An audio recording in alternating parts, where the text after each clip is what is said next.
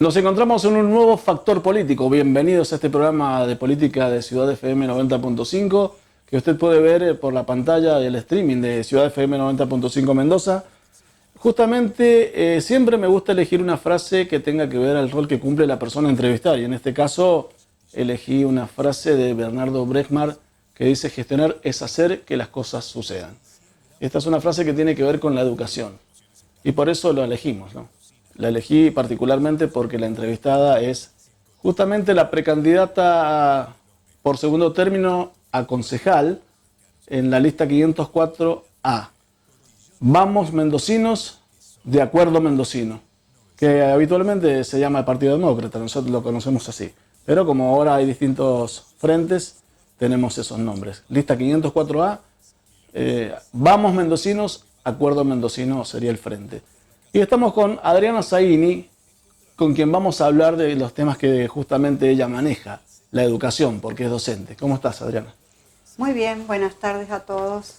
Gracias por la invitación. Gracias por la oportunidad de darme a conocer.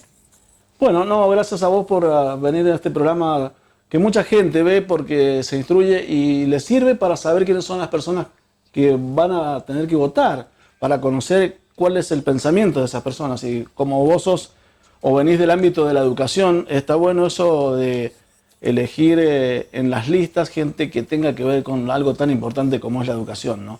Pero para empezar vamos a romper el hielo con ¿por qué elegiste meterte o introducirte en la política en forma activa con esta lista o con este movimiento, o sea, Vamos Mendocinos? Básicamente me gusta la gente que la integra, que son de distintos sectores, porque está del sector de la salud, transporte, una chica comunicadora social, yo en educación y un chico que es diseñador industrial. Me gustó eso y por otro lado, porque veo que es una oportunidad para oxigenar las ideas políticas, para poder llevar al departamento ideas nuevas desde el ámbito que yo trabajo y con la relación con la gente del día a día. Conozco bastante de la problemática social y educativa del departamento y me parece que es una linda oportunidad para actuar, para gestionar, Como dijimos justamente en la frase, exacto, y hacer cambios. Entonces, y por otro lado, también es como que estoy cansada de que siempre sea lo mismo, que se repita la misma gente y que vayan cambiando los cargos nada más, pero que sea siempre la misma gente. Obviamente que si siempre son los mismos, los resultados siempre son los mismos. Claro, exactamente. Sí, se van cambiando los cargos, pero hay gente que está, desde que volvió la democracia, hay gente que sigue en distintos cargos, en Buenos Aires, ya sea en Mendoza, y tal vez en Rivadavia, pero en cargos nacionales se repita gente que, así como vos decís, si uno hace lo mismo y no puede esperar un resultado distinto, tal cual. Obviamente. ¿Y la educación para vos puede cambiar la realidad social? Sí. Es una de las herramientas más eficaces para cambiar la realidad social de toda una comunidad. Por medio de la educación se puede hacer partícipe los distintos sectores, pueden sentirse escuchados, valorados y pueden actuar en consecuencia. Después tenés la oportunidad de que todas las personas que participan de determinados proyectos educativos son multiplicadores. Entonces, de a poco se van produciendo los cambios. Yo los he visto desde proyectos que hemos gestionado desde la institución y con el tiempo esos cambios redundan en beneficio para la comunidad. Entonces, obviamente que para todo un departamento es mejor. ¿Y la problemática socioeducativa en el departamento, cómo la ves? ¿Ves que puede haber algún camino distinto? Recién hablábamos en off de tener un sentido de pertenencia o de regionalizar ciertas cuestiones que por ahí le dan otros matices y más cercanos. Mira, yo he visto que la inversión en educación en el departamento es muy escasa, muy pobre. Y no hay tampoco una oferta educativa que se mantenga en el tiempo, ni un trabajo coordinado desde los distintos sectores, las distintas instituciones, ya sean estatales o privadas, que se mantengan y que, por ejemplo, te doy un ejemplo concreto, niños que necesitan ser incluidos dentro de un programa o asistidos desde la parte de desarrollo social, llega un momento en que se corta la asistencia, no llega a completarse un trámite como un CUT, que es un certificado único de discapacidad, entonces ese niño termina la escuela primaria y no tiene el acompañamiento necesario de un docente integrador para el secundario. Se pierde en el sistema. Por otro lado, la oferta educativa es muy escasa y las escuelas del departamento no tienen todas, no brindan las mismas oportunidades culturales. Yo me pregunto, y me lo he preguntado durante años, estoy en el departamento, primero como docente y ahora en un cargo jerárquico, desde 2006. ¿Por qué las escuelas nuestras no tienen inglés? Un idioma básico que es muy importante para que lleguen al nivel secundario con una base de inglés desde primero a séptimo. ¿O por qué no existe una gestión donde se pueda tratar la inclusión, integrar a los alumnos, ver en las escuelas, y con esto es una simple acción de recorrer las escuelas del departamento, y me refiero a las primarias más que nada, y no hay baños de accesibilidad, o si hay uno solo, y en el caso como mi escuela, digo mi escuela, porque uno la siente, sí. Como hablabas vos del sentido de pertenencia, exacto, la siente suya. El baño de accesibilidad hay uno solo y está en el baño de varones. Entonces, si de repente llega una niña, ¿dónde va? No lo tenemos. O rampas de accesibilidad. Y hoy tenemos la otra situación, que es una realidad, que también hay género o transgénero. Exacto. Y puede haber en cualquier escuela, ya más en el secundario, tal vez en el primario no digo que no, pero ahí va a haber otra cuestión que revisar, ¿no? En la educación. Exacto. En la parte infraestructural, digamos, de la educación. Sí. Y nos pasa que, otro ejemplo, te voy a dar, intérpretes de señas, de lenguaje de señas, no hay en el departamento, hay 2. Y cuando vos necesitas, porque la escuela recibe chicos sordos mudos y hipoacústicos, y tienen sus familiares también, y de repente vos tenés que hablarles y estamos imposibilitados porque desconocemos. Y si queremos hacer un curso, ya sea como estudiantes, como docentes, en el departamento no hay esa oferta cultural o oferta educativa. Tenés que emigrar del departamento y los cupos son limitados. Entonces, de repente estamos coartados y es una falencia que se ha visto durante años y no se resuelve. Entonces, vos te das cuenta que no hay una inversión que apunte a mejorar la educación en el departamento. En otro punto, pues te puedo enumerar un montón, pero... Y esa situación conlleva al fracaso educativo posterior, ¿no? Porque exacto. Después viene el secundario, después viene la universidad que por ahí no fue, por ahí no se llegó, y porque no se llegó a terminar el secundario, y esos fracasos educativos tienen que ver desde raíz, desde el primario, digamos, exacto, desde esas cuestiones que estabas diciendo justamente vos. Hasta influye en la inserción laboral, exacto. Porque no hay forma de integrar a esas personas en el ámbito laboral y es muy penoso. Entonces nos enfocamos en que la inclusión se trata de hablar con todas, todos, todes o pintar de distintos colores un sector, pero... La verdadera inclusión pasa por distintas cosas. Otro lado. Sin desmerecer esto de No, por supuesto.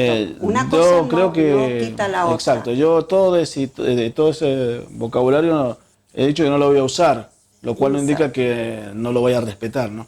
No lo voy a usar porque no siento que mi generación, nuestra generación, tengamos que usar otro producto de la actualidad, que por ahí tal vez más adelante sea algo que sea reconocido.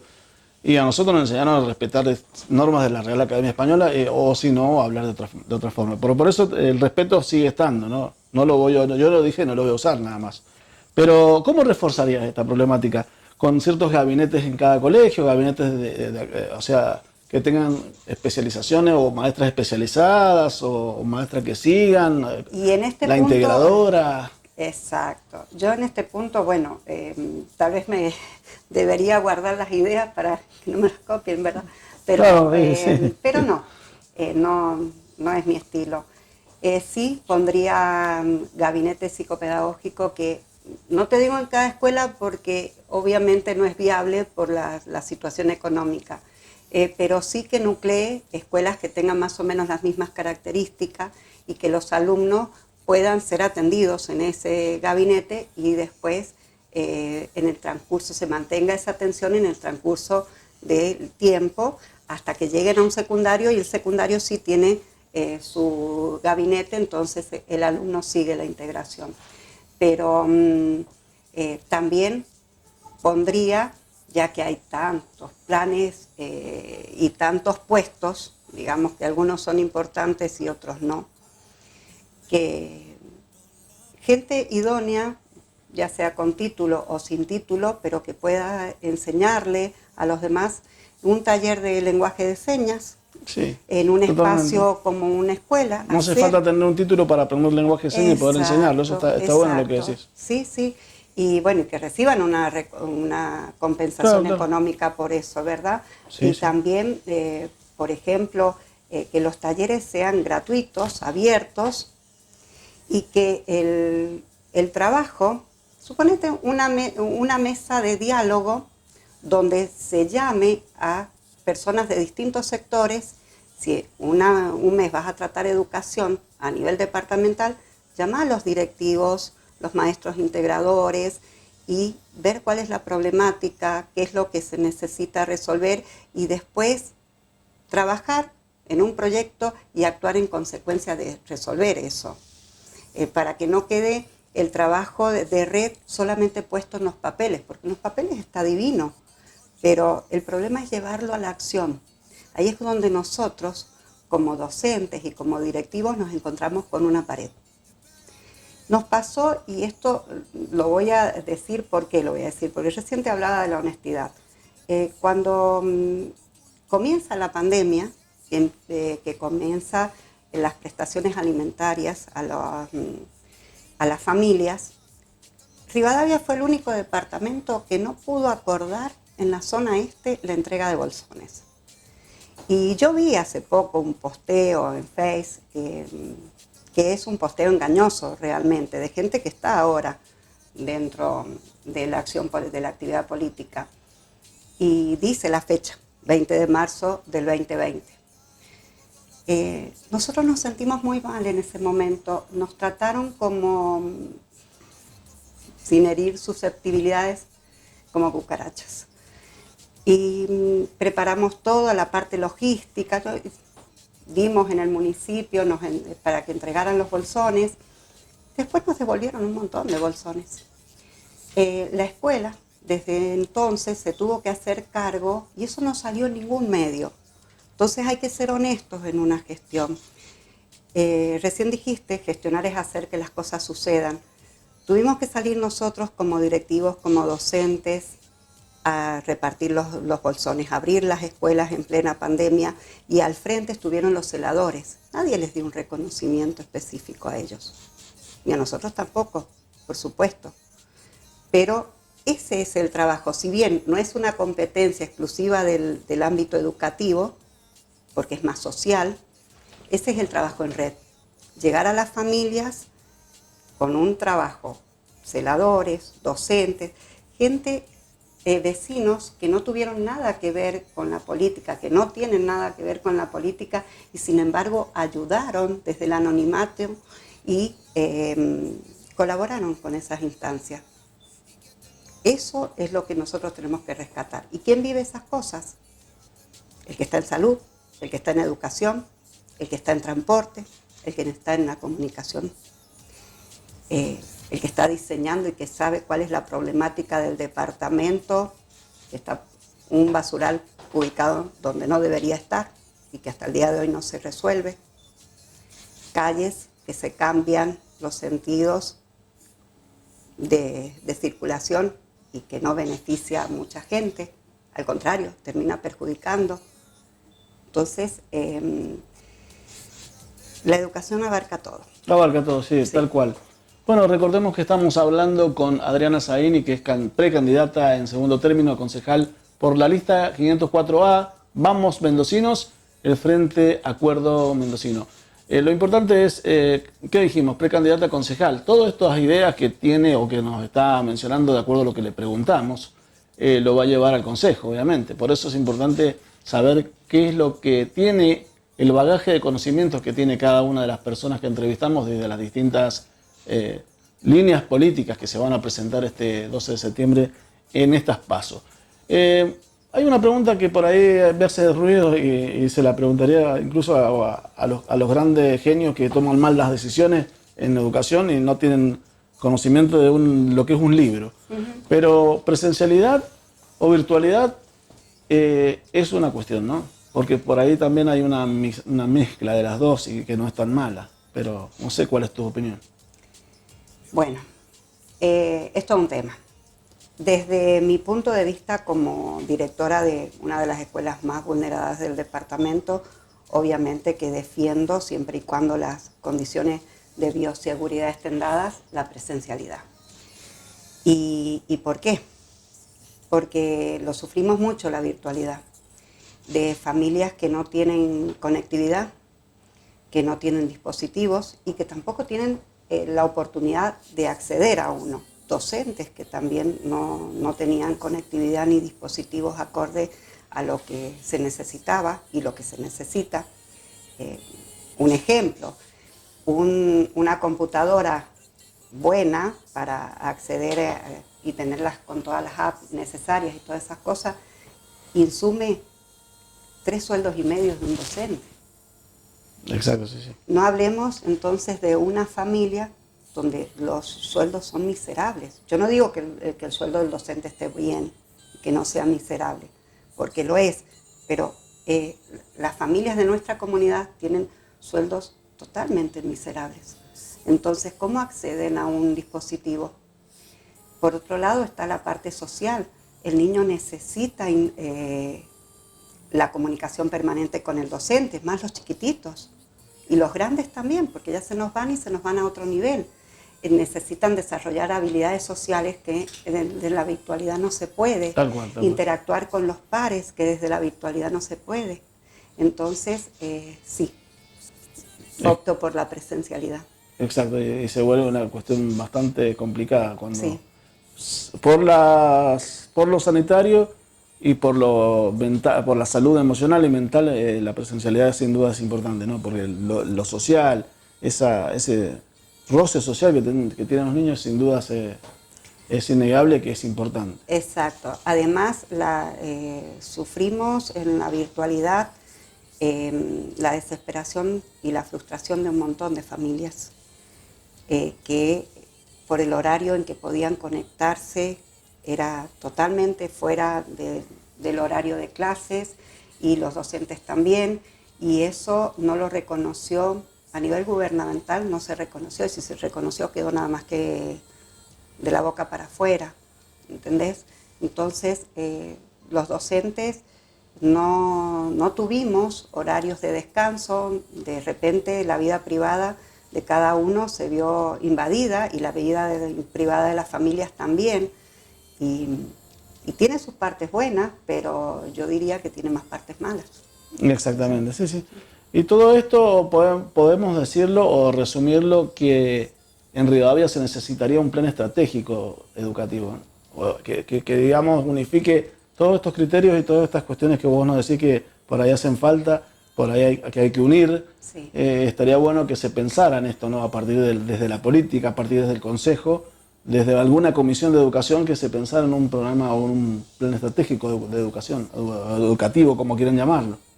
Obviamente que sí. Este es, en mi idea, yo tengo que es el gobierno de las planillas y y los formularios, porque te pasás llenando planillas y formularios, pero en esta situación de pandemia no vi políticos que fueran a las escuelas o que nos preguntaran por teléfono qué hace falta en tu comunidad educativa. Y pienso que el departamento debería haber gestionado un plan de conectividad para las familias, pero no sé si con una cuota mínima o gratis. Por lo menos hasta que se por lo menos en este tiempo de deuda. pandemia. Exacto. Incluso te diría, y me arriesgo a que muchos me quieran arrancar la cabeza, pero hasta la dieta de los ediles se debería haber reducido por lo menos al 50% en tiempos de pandemia y haber donado ese dinero a la compra de dispositivos o a la conexión de redes. Recordemos que hubo una colecta de dispositivos en el Consejo Deliberante, lo cual no es lo mismo que comprarlo por... Bueno, simplemente los recolectaron. Eso sí lo hicieron, pero no pusieron de su bolsillo los dispositivos. No, exacto. Yo te digo un número que te va a dar risa. 321 alumnos en el 2020, 78 sin conexión. ¿Sabes cuántos dispositivos recibí por ser la escuela más vulnerada del departamento el año pasado? ¿Cuántos? 3. 3 dispositivos. 3 teléfonos. 3 teléfonos. Todavía están en condiciones. Usted lo está escuchando, 3 teléfonos y 78 alumnos no tenían... 78 alumnos sin conexión. 321 alumnos, de los cuales 21 con computadora, 19 con conexión a internet en sus casas.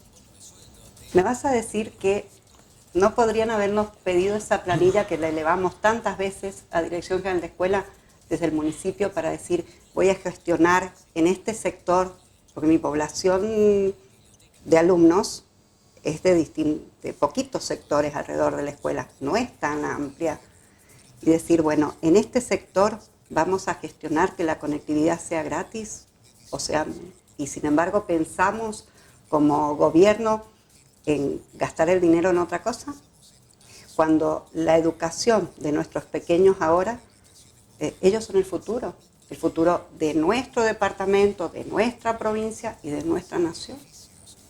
O sea, y son el futuro.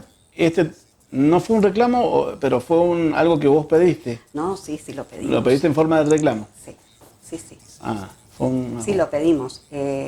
Incluso sé que se expandió la conectividad a algunos centros, pero no precisamente donde nosotros lo pedimos, obviamente. No sé, pienso que falta control también en las acciones, en los gastos, y ver dónde invertimos el dinero que tiene la comuna, el dinero que es todo nuestro también. Tal cual. Cuando vos planteás la problemática que hay, también planteás, o por lo menos tenés cuál sería la propuesta para solucionarlo. Eso es lo importante. Y obviamente. Porque sí, eso es lo que nos estás contando. Sí. Te digo que hay alguna escuela becada acá en el centro de Rivadavia, y eso sin duda, no voy a decir el nombre porque después vamos a tener problemas porque son amigos, pero hay escuelas que están becadas de lo político.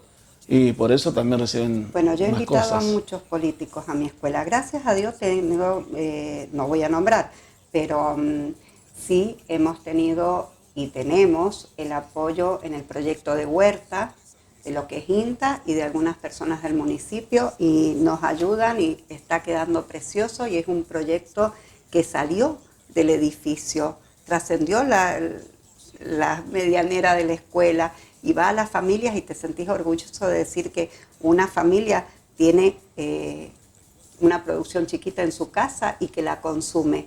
Eso es multiplicar. Bueno, eso yo lo agradezco. También agradezco que ha sido la única escuela que recibió en su totalidad todos los chicos que enviamos a la Casa de la Cultura el PDF para que lo imprimieran, se los imprimieron y todo muy bien. Eso sí lo agradezco, pero quedó en eso. Quedó en eso, exacto. Quedó solamente en eso. Exacto, sí. Y debería haberse extendido. Los medios están. Lo que falta es eso que vos nombraste, el plan estratégico. Llegar al campo, reconocer cuáles son las inquietudes, escuchar las inquietudes que nosotros proponemos. Y eso sería bueno si el canal de comunicación fuese más abierto. si hubiese una mesa de discusión. Y si fuesen menos intermediarios también, ¿no? Porque hay tanta gente que por ahí toca de oído y está en el medio y sale gente en educación que no sabe de dónde salió. Y eso es lo importante de tener un plan estratégico, ¿no? Que haya gente, digamos, experta o por lo menos capacitada, que esa sería la palabra, ¿no? Y que esté activa, que conozca el campo, porque expertos no somos ninguno. Eso es así. Que siempre estamos en continuo movimiento y capacitándonos, y gracias a Dios tenemos la oportunidad de aprender todos los días algo. Te salió la docente, me retaste. Expertos no somos ninguno. No, pero capacitados, quise decir. Capacitados sí, somos idóneos, digamos, en alguna... Sí, tenemos la cierta habilidad para hacer cuestiones. Por habernos capacitado, por tener experiencia. Y la experiencia. Exacto. Y es muy importante, y yo valoro mucho el trabajo en equipo, que vos te puedas sentar en una mesa y que más allá de las ideas, que tengas ideas diferentes, puedan dialogar, llegar a un acuerdo, porque que tengas ideas diferentes no te hace enemigo de nadie. No te hace enemigo de nadie. Exacto. Totalmente. Parece que en Argentina eso sí, pero que sí, debería ser distinto, ¿no? Debatir, llegar a un acuerdo y decir, bueno, este es el motivo que nos reúne ahora, ¿cuál va a ser la solución que vamos a darle a este motivo? Y ya el mes que viene pensamos en otro, cuando resolvamos pensamos en otro, cuando ya lo tengamos encaminado. ¿Me entendés? Entonces, ese trabajo yo no lo vi nunca en el departamento. ¿Sabes que cuando mencionaste esto de este sistema aceitado, que debería estar aceitado, por ahora está oxidado, pero ese plan estratégico me hiciste acordar al esquema de la comunicación, del emisor, el receptor, el canal y digamos el código, en el caso de nuestro sería el idioma. Me hiciste acordar también el ruido que puede haber adentro, que son todas aquellas cosas que, según Shannon, que le agrega ruido, son los inconvenientes que tenemos. Pero uno de los inconvenientes que yo veo, y seguramente vos como docente lo has visto desde hace mucho tiempo, es la planificación de la currícula escolar, la planificación de copiar planes de estudio de otros países y tratar de aplicarlos acá, y no saber que las historias son distintas, porque esto yo lo vengo viendo hace mucho y hace mucho que lo discuto como docente universitario. Digamos, nosotros no somos iguales que Noruega y traemos planes educativos, programas educativos de Finlandia, y no somos ni parecidos. Creo que alguna vez deberían ponerse en fila, deberían sintonizarse toda la gente que tiene que ver con la educación, hasta incluso llegar al maestro, que sería el último eslabón, el cual le enseña al alumno, ¿no? Es que debería empezarse al revés, debería empezarse desde las bases, porque el que interactúa con el alumno es el docente y con la cultura que rodea a ese alumno. Entonces, el plan debería salir desde abajo y seguir hacia arriba. Y el docente sería un eslabón importante, sería el primer eslabón, no el último, como dijimos anteriormente. Por supuesto, porque el docente es el que tiene las herramientas. Es como cuando vos decís, largás un plan o un programa, pero estás detrás de un escritorio y no sabes la realidad que se vive en cada departamento y a su vez en cada escuela. Quien conoce esa realidad es el que trabaja día a día con las familias y con los alumnos. De ahí se parte un plan, por eso están los planes institucionales, entonces un PEI de una escuela. Y bueno, en base a eso, que nos tomen de vez en cuando, los regionalicen y en base a eso bajen una línea de acción. Eso no existe en nuestra provincia. Tendría que ser todo regionalizado, exacto. Exacto, sí. Tendría que ser. No es lo mismo una escuela del Carrizal, una escuela del periférico de acá del departamento, una escuela del centro y una escuela del centro de la ciudad. No es igual. Tal cual, porque existe lo que, bueno, un neologismo tal vez sea mío, porque a veces me dicen que invento palabras, pero existe la contaminación social. Sí. Y no es lo mismo la contaminación social de un niño que vive o que afronta una educación en el Carrizal, como decís, otro en Rivadavia y otro en Ciudad, y otro en Buenos Aires, ¿no? Obviamente. Otro en Cava y centros muy grandes de población. Es distinta la contaminación social, digo. Exacto. Y habría que hacerlo de acuerdo a eso. Y por ahí andaba rondando algo justo que dijiste esto, me viene a colación algo, no exactamente como lo dice la frase, pero que un maestro decía, este niño no aprende así. Y me parece que deberíamos enseñar cómo aprende el niño sino, como vos dijiste recién, deberíamos ver cuáles son las necesidades o cuál es la forma en la que aprende la persona. Exacto. Y después Sí. o a realizar cualquier tipo de programa educativo y no traer algo de otro país, implantarlo y decir, No. bueno, esto se enseña así, y el que no saca un 1 o 2, 3, 4 o una A o una letra o lo que sea, estandarizar la educación. Y cada niño es un mundo. Y ese mundo lo conoce el docente. Y a pesar de que cada uno es un mundo, para educar a un niño vos necesitas toda la comunidad. El proverbio dice que para educar a un niño se necesita toda una tribu. Y sí, obviamente, la educación no es solamente impartida en la escuela. La educación se da en toda la sociedad y en todos los ámbitos. Entonces, el niño tiene que ser contemplado como una unidad.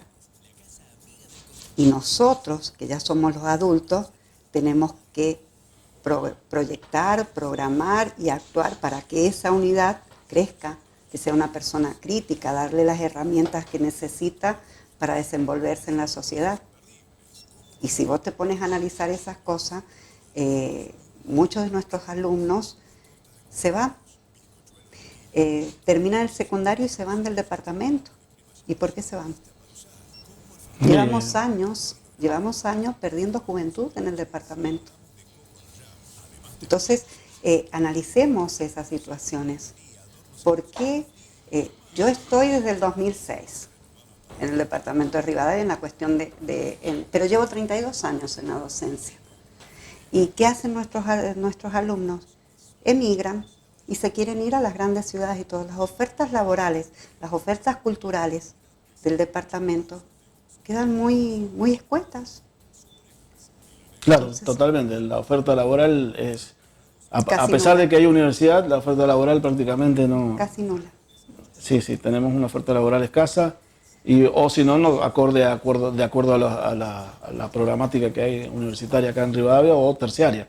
Y eso es algo que es un problema muy cierto.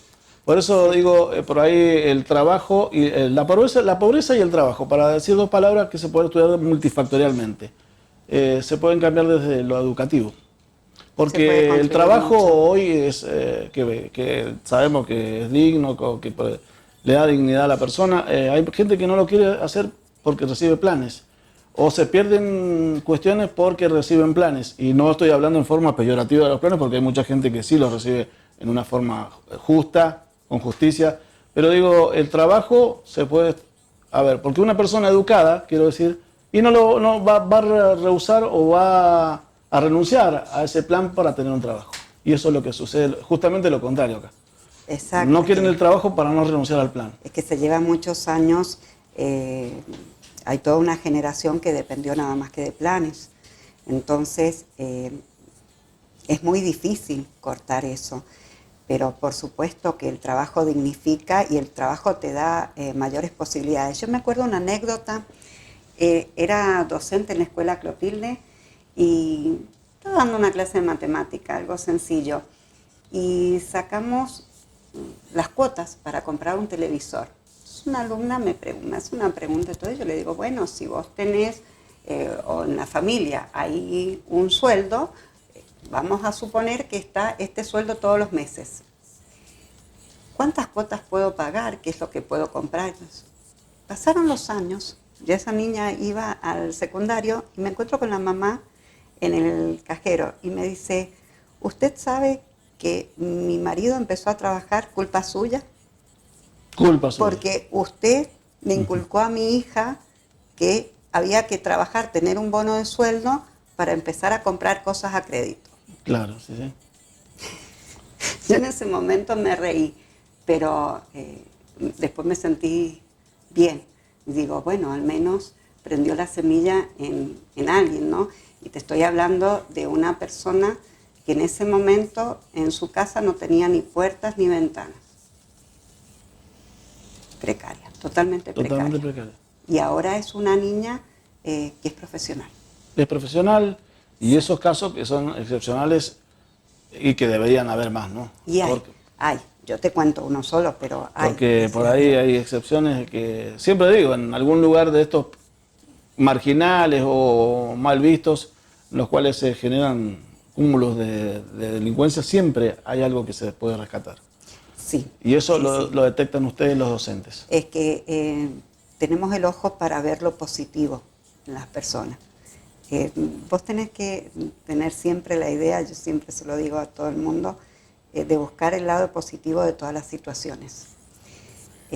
Yo no sé si esta instancia de haber entrado en política y todo, si me va a dar el beneficio que yo quiero decir, bueno, voy a entrar en el consejo, lo que sea, que ojalá sea, pero sí me va a dejar la experiencia de aprender un montón de cosas, que si no hubiese entrado, no las hubiese aprendido.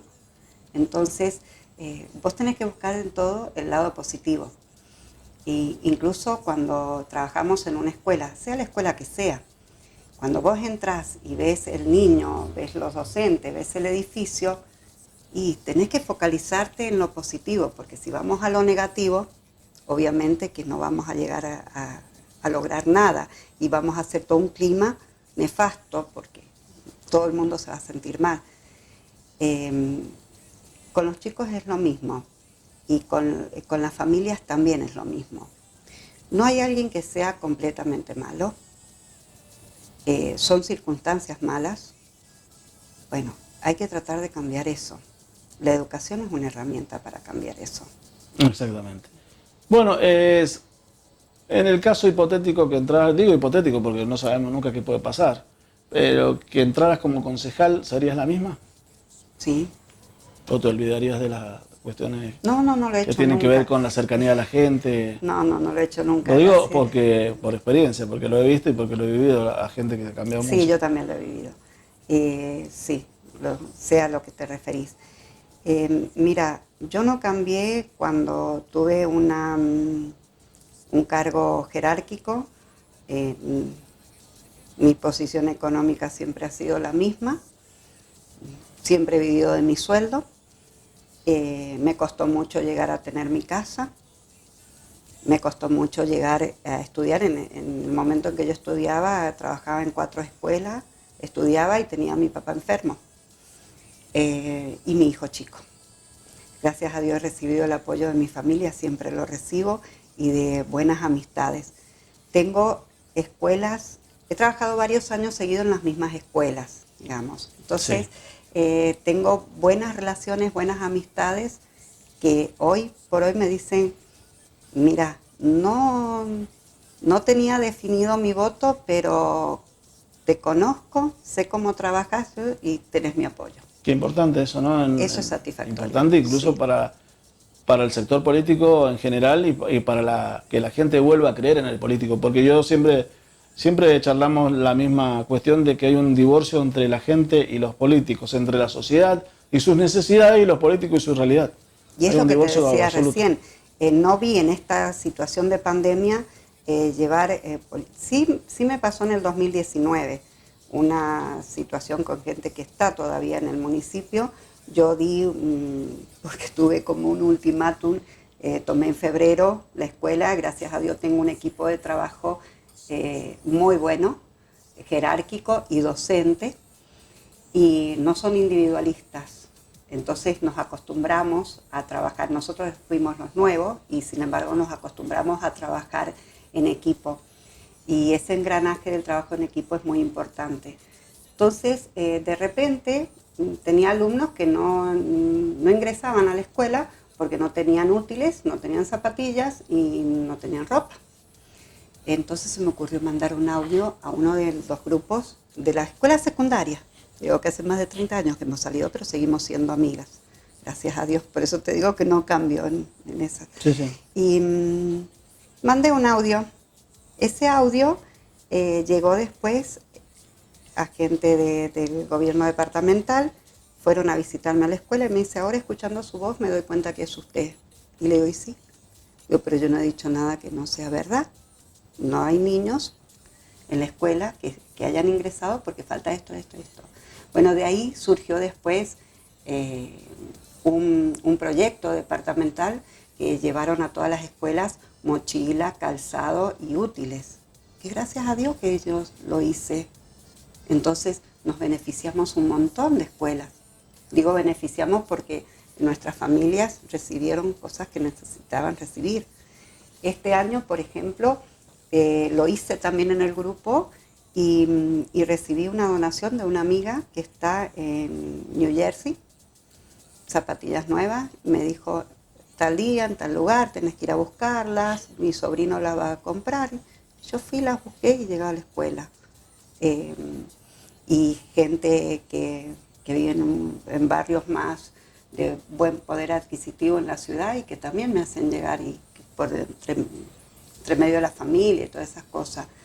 Entonces, eso, la gente del gobierno actual lo sabe y no hace nada para cambiar esa realidad. Porque ya te digo, hay una escuela becada en Rivadavia y todos lo sabemos, no quiero decir el nombre de la escuela ni de nadie porque no tienen tampoco ellos nada que ver en la cuestión política, pero lo importante es que conocimos la segunda precandidata a concejal de la lista 504A. Vamos Mendocinos, Acuerdo Mendocino, así se llama. Que, bueno, el candidato en primer término es el doctor Carlos Agustín Martínez Pico y segundo lugar Adriana Zaini, que estamos conociendo. Muchas gracias, Adriana, por haber venido a una entrevista a Factor Político, que es un programa que le da el panorama a la gente de lo que cada persona, cada uno de los candidatos piensa, y hay cosas que son utópicas por ahí, pero escuchamos muchas realidades y cosas que se pueden cambiar, y eso a veces duele, porque se pueden cambiar. Se pueden cambiar. Las ideas que uno tiene que llevar a un consejo tienen que ser viables, es obvio. Y cuando se pone en juego una idea, un proyecto, hay que analizar los pros y los contras. Y bueno, si tenemos más pros, obviamente que va a ser viable y tenemos que enfocarnos en eso. Te agradezco el espacio, agradezco a cada uno de los que me están escuchando y espero recibir el apoyo de cada uno de los rivadavienses, al menos de quienes tienen la convicción de que para tener resultados diferentes hay que pensar diferente y actuar diferente. Bueno, como lo decía Adriana Zaini, es lo que justamente estamos pensando todos. Un consejo que no sea light, porque tenemos un consejo deliberante light hoy y necesitamos un consejo fuerte, un consejo que escuche al vecino, que salga a la calle, no solamente en época electoral, que salgan todos los días a la calle, porque es el trabajo del concejal. El edil es el que tiene que generar ordenanzas y no venir a presentar unas propuestas acá como de intendente, porque no, muchachos, el intendente tiene que ser controlado por los concejales. Hay que controlar las acciones del Ejecutivo. Cerrando este factor político y agradeciendo nuevamente a Adriana Zaini, que es de la lista 504A. Recuerde, vamos Mendocinos, Acuerdo Mendocino es el frente. El doctor Martínez Pico, Carlos Agustín Martínez Pico, es el que lidera la lista de concejales, de precandidatos a concejal. Y en segundo término está Adriana Zaini, que hoy conocimos y hemos coincidido en muchas cosas que se han dicho de la educación. Y para cerrar, la educación es la base del desarrollo, ¿no? Y si queremos hablar de desarrollo, empecemos a educar mejor. Si no, ni hablemos de desarrollo. Chao.